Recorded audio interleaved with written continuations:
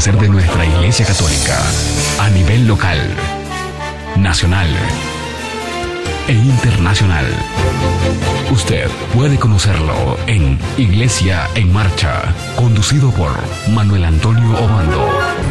Desde la diócesis de Matagalpa, presentamos Iglesia en Marcha.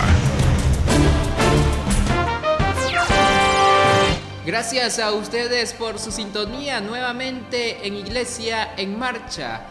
El resumen de las actividades de nuestra Iglesia Católica. Y sobre todo queremos llevarles a ustedes el mensaje de la evangelización.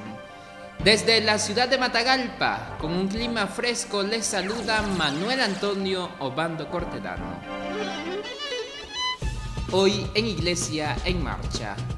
Estamos llamados a ser la voz que clama en el desierto, recuerda Monseñor Rolando Álvarez. Se realiza colecta a beneficio de Radio Hermanos, TV Merced y las redes sociales de la diócesis de Matagalpa. En las noticias nacionales, en León se realiza Asamblea Zonal de Pastoral. Municipio de Diriá en Granada celebra sus fiestas patronales. En el ámbito internacional, hermanas carmelitas confeccionan ornamentos que usará el Papa Francisco en Ecuador. El Papa se reúne con sus familiares en Turín. Les presentamos un reportaje sobre los misterios de la Sábana Santa que siguen sin resolver. También en Iglesia en Marcha, les presentamos la catequesis del Papa Francisco para esta semana. Esto y más en Iglesia en Marcha. Quédense con nosotros. La parroquia San Juan Bautista fue erigida el 28 de noviembre del 2009 por el entonces obispo de Matagalpa, Monseñor Jorge Solórzano, con el propósito de brindar una mejor atención pastoral a los habitantes de los barrios Santa Teresita, El Tule y Colonia Apoyo al Combatiente. La parroquia es dirigida por el padre Salvador López. Para celebrar las fiestas patronales, los fieles han realizado el novenario y la jornada de evangelización en los distintos sectores. El 24 de junio, Monseñor Rolando Álvarez ofició la Santa Misa. En la homilía, el prelado dijo: solo somos la voz. El día que nos sintamos la palabra o que querramos ir más lejos de lo que sencillamente somos, entonces se va a cumplir en nosotros, o se cumpliría en nosotros lo que dice la Virgen en el Magnífica, el Señor de vida del trono a los soberbios. Un coro, los músicos son la palabra. Para ti en mi música, Señor, lo único que quiero es explicar el camino perfecto. No me interesa el resto, no me interesan alabanzas, no me interesan gloria, no me interesan aplausos, no me interesan vanidades, orgullo, no me interesan premios, no me interesan éxitos humanos. Nuestros coordinadores, nuestros delegados de la palabra, nuestros catequistas, lectores, ministros extraordinarios de la comunión, nuestros grupos, nuestras pastorales, la gloria es para el Señor, no a nosotros, Señor, no a nosotros, sino a tu nombre da la gloria.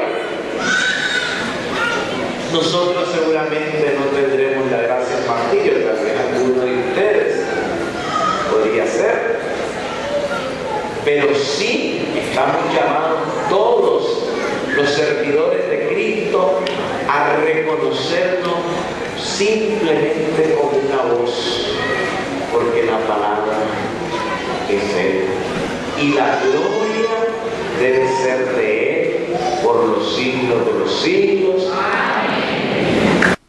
Con el objetivo de recaudar fondos para mantener la obra evangelizadora que realiza la diócesis de Matagalpa a través de Radio Hermanos, TV Merced y las redes sociales, Monseñor Rolando Álvarez ejecutó la colecta el jueves 25 de junio.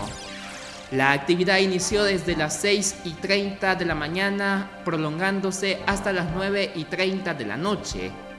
Desde tempranas horas la población se acercó a los estudios de Radio Hermanos para brindar su aporte y de igual manera colaboraban a través de las alcancías que recorrían las calles de Matagalpa. Fieles que llegaron de distintas comunidades cercanas y alejadas del departamento también aportaban para la obra. Las parroquias de la diócesis dedicaron la colecta del domingo 21 de junio en favor de los medios. Hasta el cierre de nuestra edición, el monto de lo recaudado es de aproximadamente 275.000 córdobas. Usted todavía puede colaborar con la obra evangelizadora de los medios de comunicación en Matagalpa. De igual manera, agradecemos a todos los que de una y de otra manera han colaborado con esta obra evangelizadora, en donde también proclamamos la palabra de nuestro Señor Jesucristo y llevamos el mensaje de la buena nueva.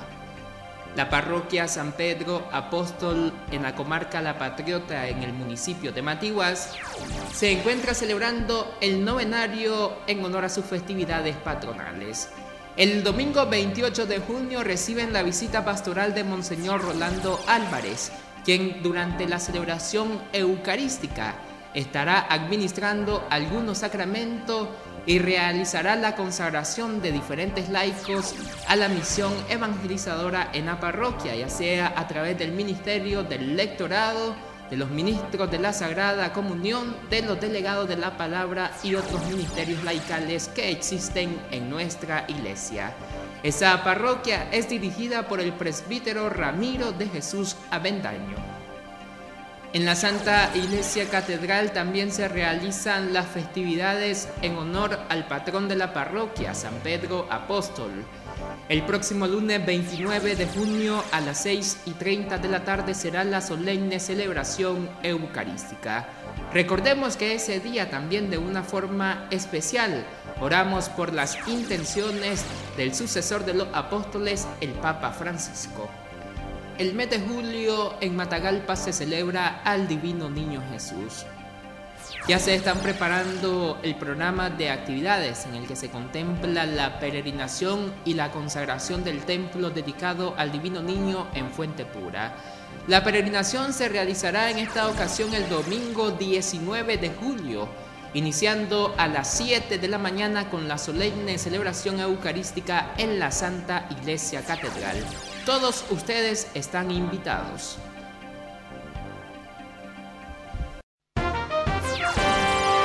Con el objetivo de realizar un diagnóstico sobre el caminar pastoral en la diócesis de León, se efectuó una asamblea zonal en Chinandega. Por medio de grupos de trabajo se consolidaron las ideas. Monseñor Bosco Vivas reflexionó sobre el trabajo pastoral en esa diócesis que comprende los departamentos de León y Chinandega.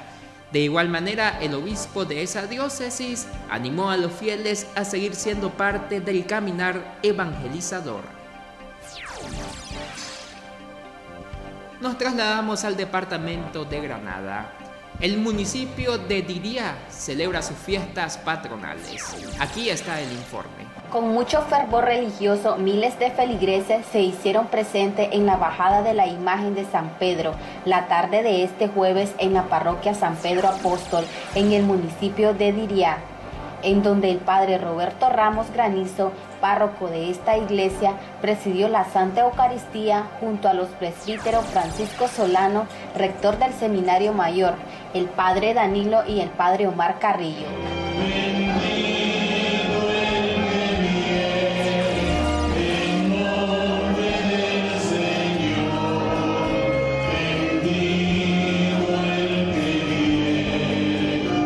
En su homilía, el padre Roberto destacó que las fiestas de San Pedro Apóstol son importantes, ya que él intercede por cada uno de nosotros. Hoy en este día, cuando el que bajaba, decía: San Pedro, ruega por mí.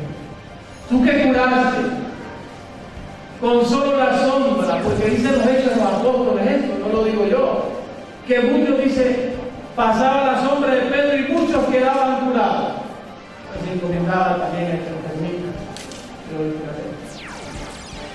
Y por eso, aquellos hermanos que hoy vienen también creyendo de verdad de que San Pedro va a escuchar, tengan la plena seguridad que San Pedro les va a escuchar.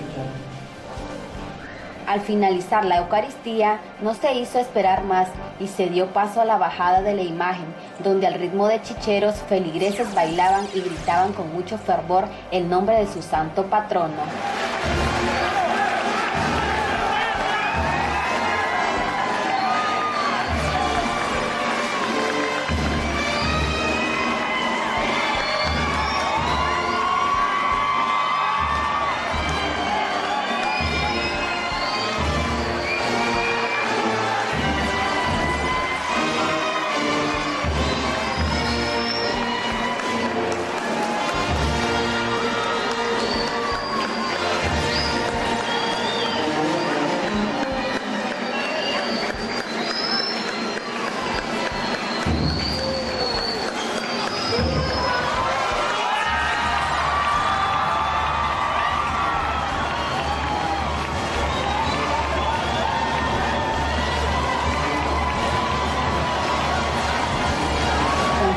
Fernando Rivas, para Panorama Cristo TV, les informó Jospein Arias.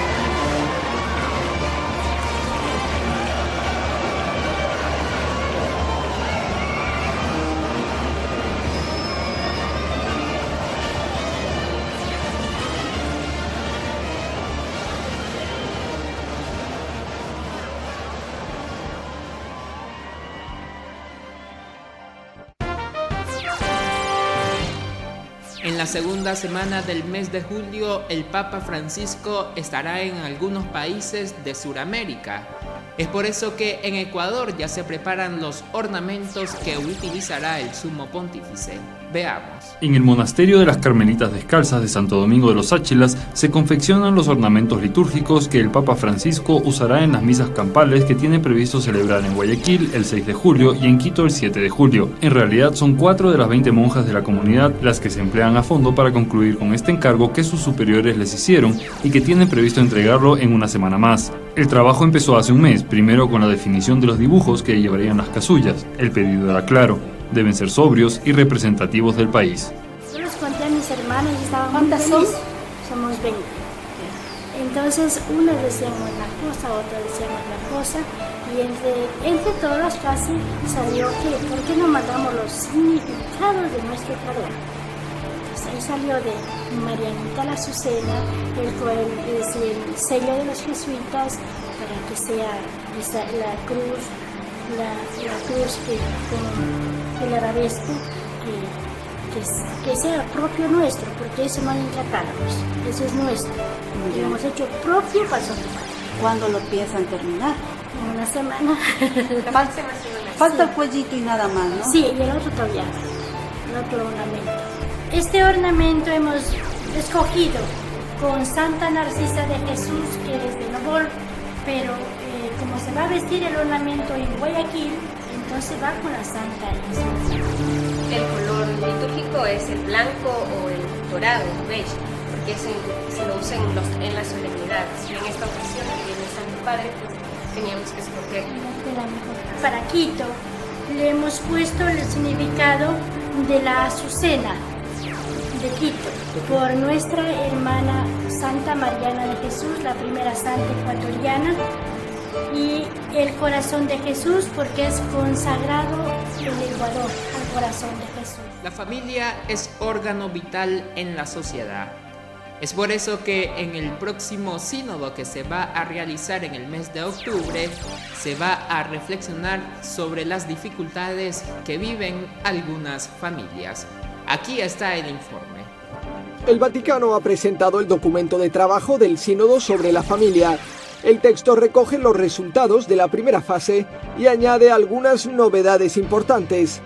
En el caso de personas divorciadas que se hayan vuelto a casar, el documento pide buscar modos de integrarles activamente en la vida normal de la Iglesia, como ser padrinos o dar catequesis. El acompañamiento, acompañar, significa estar próximamente a esta gente que se siente actualmente un poco al lado del Vaticano. La vera sfida non è semplicemente. El gran desafío no es sí o no a la comunión para divorciados, como alguna vez para simplificar se ha hecho en los medios de comunicación. El desafío es cómo ayudar a las personas a sentirse parte viva y protagonistas de la vida eclesial, porque solo en ese marco de acogida e integración se puede entender cómo una persona que se siente juzgada y rechazada puede sentirse acogida y valorada en la vida de la Iglesia. La pregunta central de todos los sínodos es ¿qué es el cristianismo? Si somos una religión natural que debe reflexionar filosóficamente sobre el mundo y la experiencia humana y buscar soluciones para cada generación, o si somos discípulos de Jesucristo, una persona histórica concreta, con una enseñanza concreta a quien nos une la historia y la tradición, y cuya enseñanza es perfectamente reconocible. El texto reconoce la indisolubilidad del matrimonio y considera vital proponer la doctrina católica sobre la familia con un lenguaje que suscite esperanza.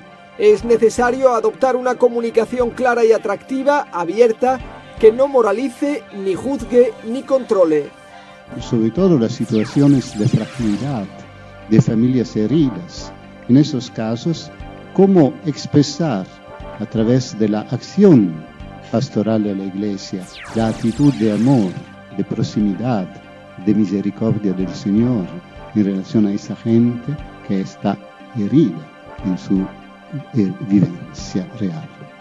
El documento de trabajo menciona que se debe mostrar con hechos que se valora el papel de la mujer y para eso la Iglesia debe incluirla en procesos de decisión y gobierno y debe contribuir en la formación de sacerdotes.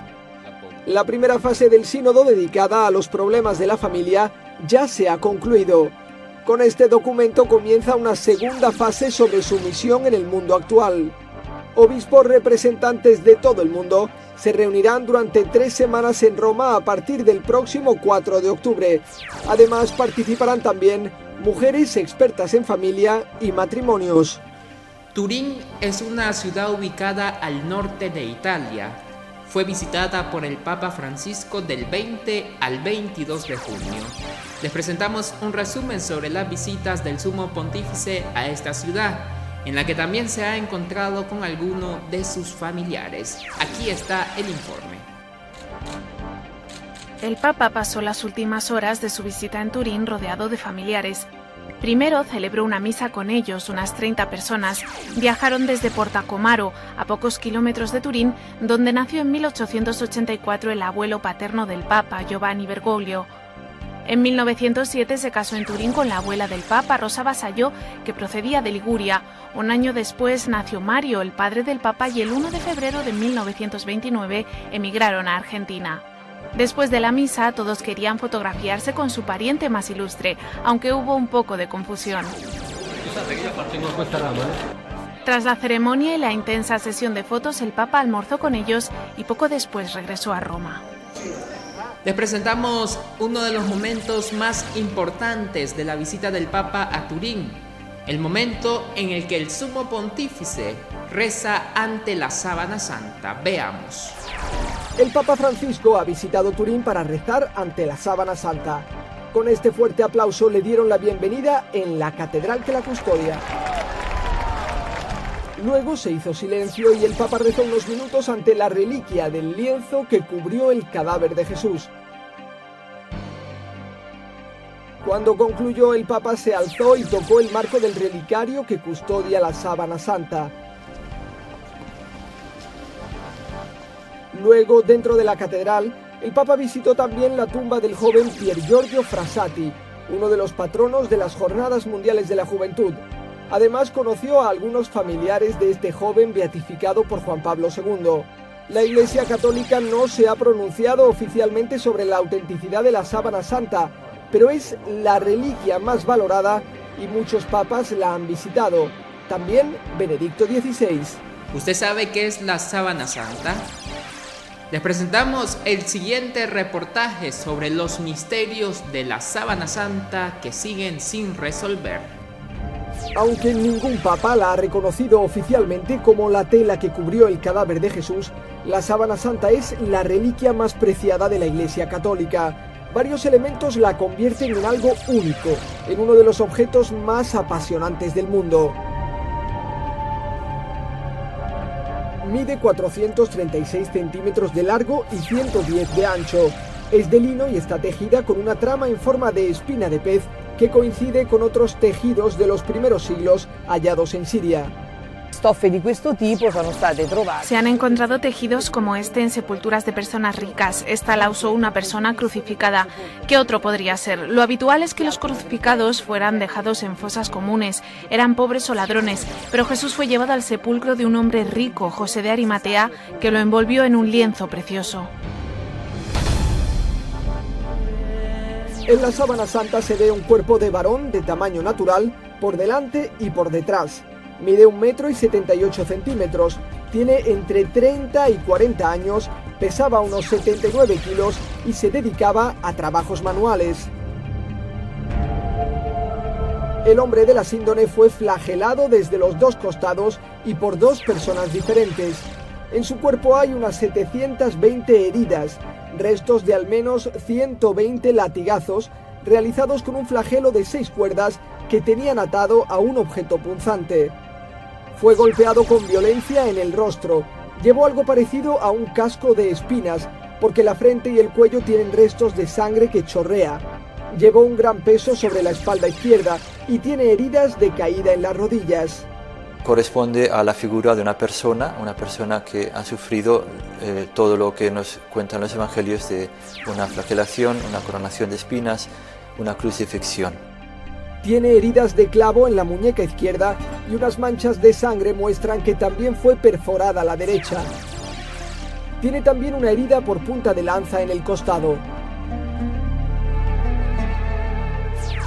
La imagen no tiene contornos definidos, es indeleble y no tiene restos de pinceladas.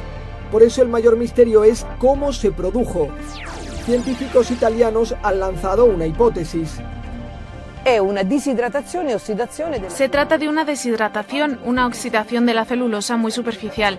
Es idéntica a la que obtenemos con un láser que produzca radiación ultravioleta. La única hipótesis posible es que se haya producido por una gran luz que liberó el cuerpo que estaba envuelto en la sábana. Para quien cree en la resurrección es muy sugestivo. En la síndone han encontrado restos de mirra y aloe con los que se enterraba a los difuntos en Oriente Medio. También polen de 58 plantas diferentes. De ellos 38 no son europeos y 17 son de Jerusalén, detalles difíciles de falsificar. Tiene restos de sangre humana del grupo AB, con mucha bilirrubina, señal de que es de alguien que había padecido una muerte violenta.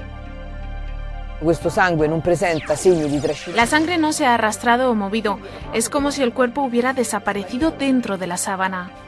Además, la sábana santa se comporta como un negativo, de forma que al contrario que las fotografías normales, se ve mejor en los negativos. A pesar de todo, el principal análisis científico, hecho en 1988, la prueba del carbono 14, mostró que se trata de un tejido medieval del año 1260. Pero numerosos observadores dicen que no fueron realizadas correctamente. La síndone tiene muchos remiendos y en el trozo que usaron había restos de algodón. Esto ya hace dudar de la prueba. Han hecho experimentos para ver si en tiempo medieval se tendría, por decir así, la técnica para producir una imagen como la que vemos en la sábana santa, y realmente, aunque se han dado diversas hipótesis, realmente los resultados que han obtenido no son comparables, ni mucho menos con los de la sábana santa.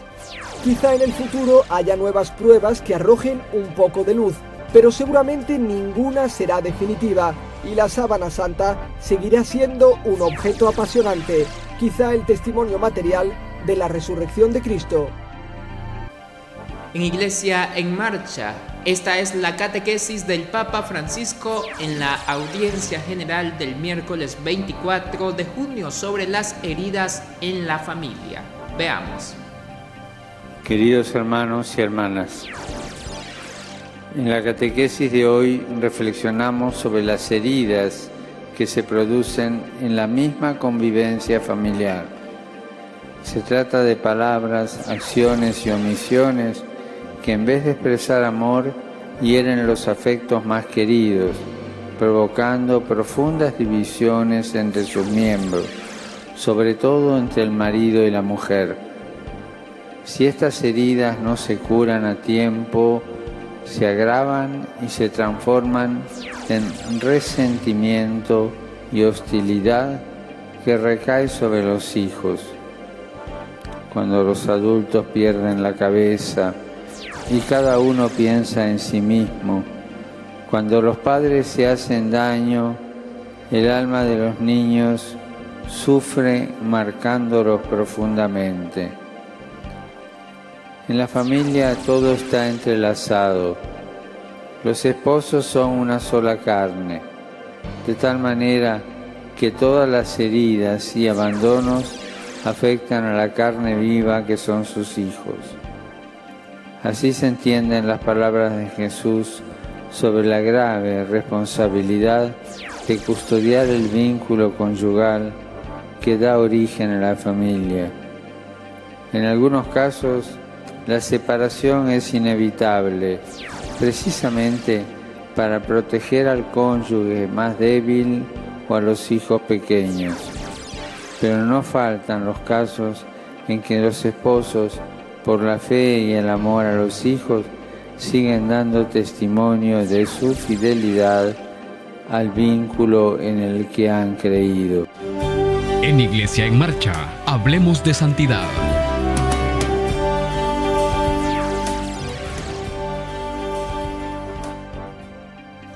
En el segmento Hablemos de Santidad, les presentamos algunos datos sobre los apóstoles Pedro y Pablo, quienes celebramos el 29 de junio.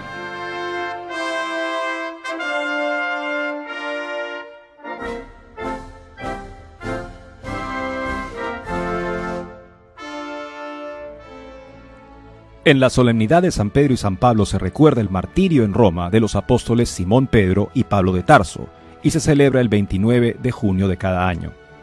Desde los primeros tiempos del cristianismo, ambos apóstoles son venerados como las primeras columnas de la iglesia cristiana.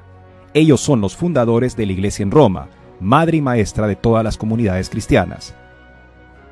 San Pedro, pescador de Galilea, fue escogido por el Señor Jesús para ser cabeza de la iglesia al decirle: «Tú eres Pedro, y sobre esta piedra edificaré mi iglesia». Fue el primer obispo y se sentó en la sede romana para regir y enseñar.